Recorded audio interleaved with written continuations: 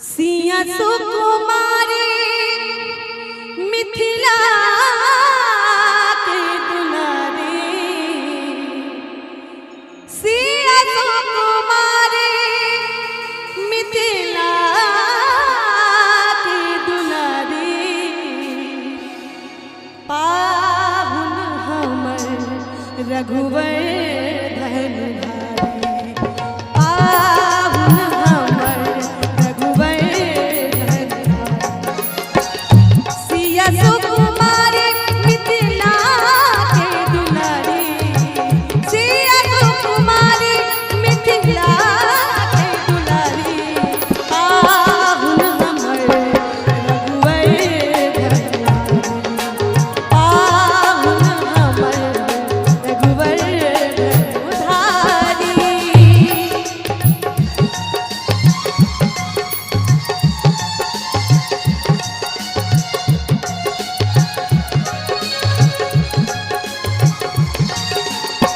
ताली के साथ भी यहाँ सब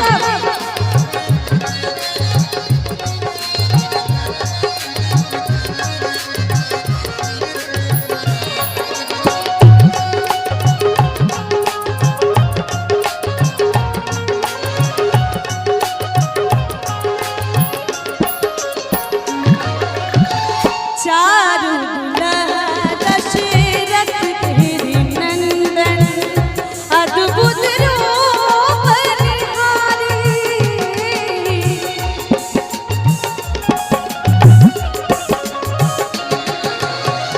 चारू दुल्हा दशरथ तेरी नंदन, अद्भुत रूप निहारी,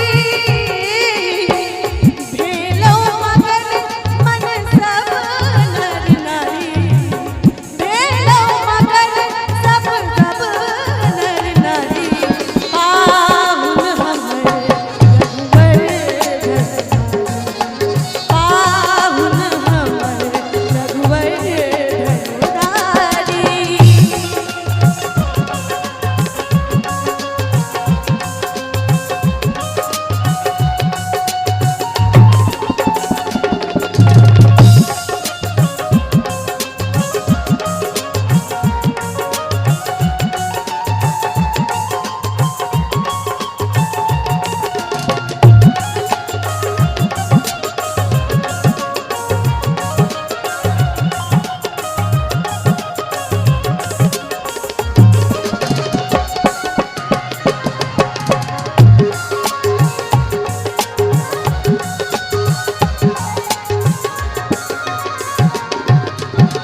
ऋषि बदननी सब वेदन अइले, हरि पुष्पन बरसाने,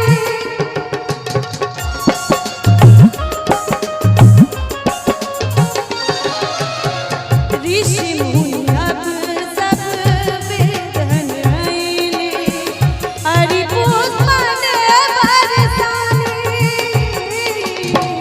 अवधपुरी के युवराज रघुरारी, अवधपुरी के युवराज रघुरारी, पाहुन हमर रघुवर धनुधारी, पाहुन हमर रघुवर धनुधारी।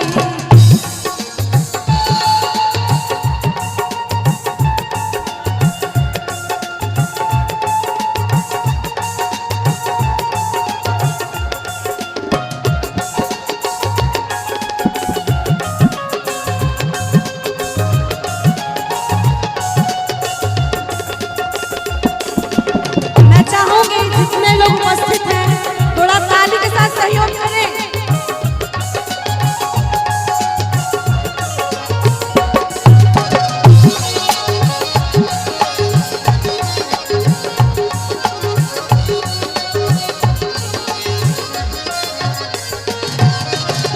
जिनकर वर्णन वेद करैं अज,